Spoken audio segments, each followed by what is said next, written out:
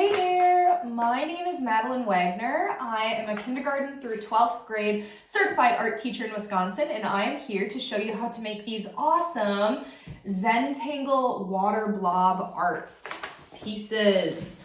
I posted a video of these on my TikTok and Instagram, and the response was overwhelmingly positive, and people wanted to see how we made them. Currently, I am teaching at a middle school, and I love middle school, but I have taught elementary previously, and this lesson can be adapted for any age. You can see some of my examples are unfinished because I sometimes have trouble finishing my examples. Any other teachers have that problem? Or just artists in general?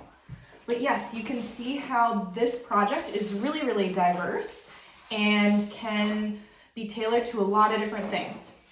The first thing we are going to start with is the watercolor background. So we're going to create these watercolor blobs using a wet on wet watercolor technique.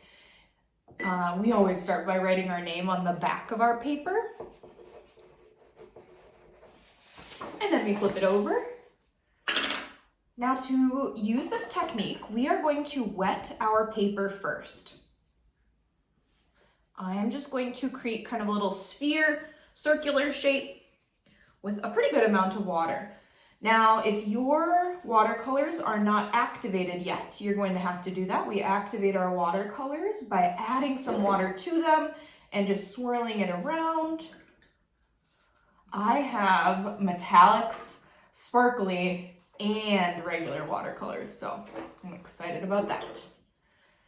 After you have that water blob on your paper, you're going to dip into the watercolor and you are just going to touch your paper, and you are going to notice that it kind of spreads out almost like tie-dye. And that's what this awesome technique can achieve. You are going to continue going around your paper, trying all different color combos. As you choose colors to mix together, I want you to think about the color wheel and consider, are there any colors that I mixed together in these blobs that might not look so good together?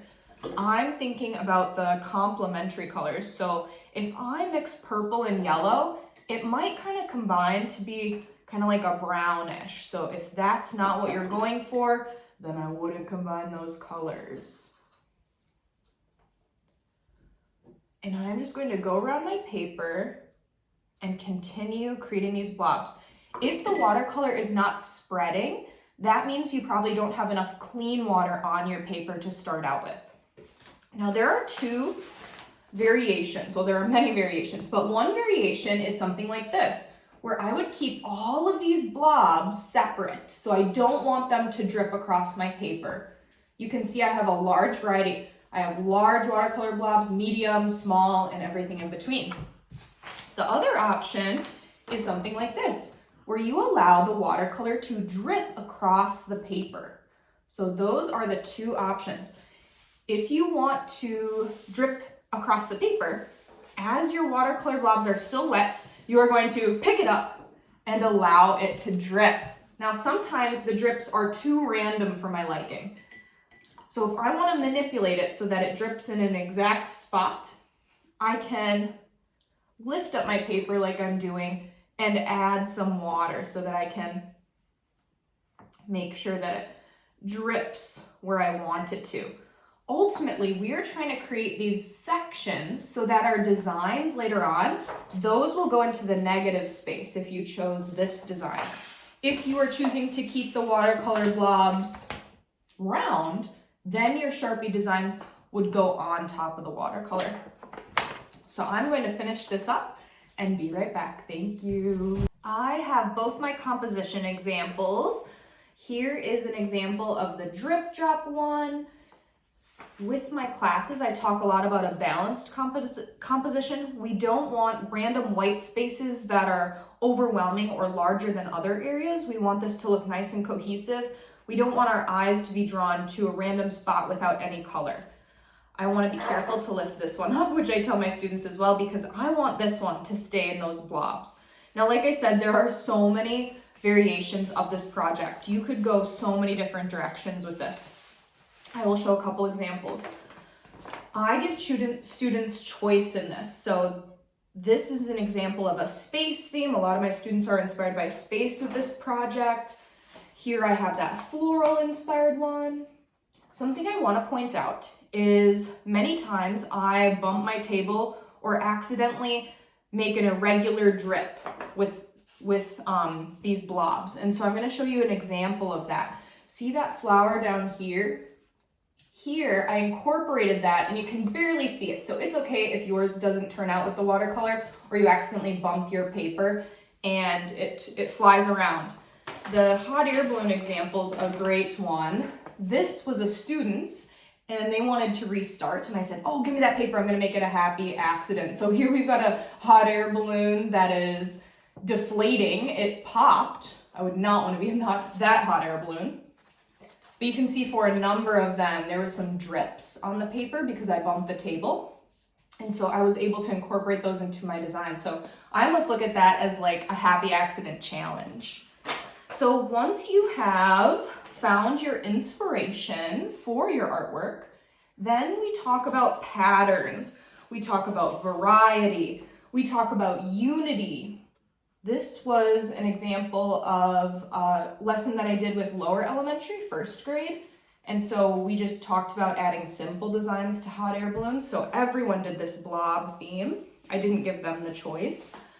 Here's another flower example. I think I've done this in kindergarten as well, where I have everyone turn theirs into a flower. So this is just such a versatile project, and that's why I keep doing it. I just love it. And they turn out awesome. You can't argue with the results. So if you are doing this composition and going for something that looks like this, I require that my students do a unique design in every single space. And some people get mad at me when I say that, but I do want to challenge them and try to stretch their thinking. How many different designs can they come up with? If you search Zentangle examples online, there are millions.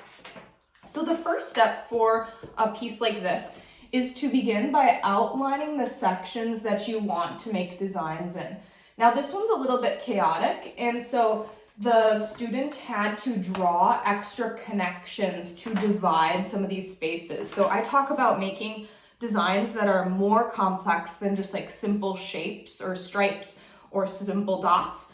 And to do a really complex design in a space this large with a thin marker would make me go crazy. So I say, okay, well then you need to section these spaces out some more. Like I said, this project is wonderful. I keep coming back to it because the choice involved, teaching balance, teaching unity, teaching variety, teaching pattern. It's just a really great all-encompassing lesson. If you end up trying this, please let me know. I would love to see pictures on social media. My social media handles are Madeline, MADELYNS Art. So please share those if you end up trying these. And head over to those socials and give me a follow. I'd love to keep up with you. And I will next show some student examples and the original social media posts that went kind of popular. So thanks for watching. Have a great day, everybody. Bye.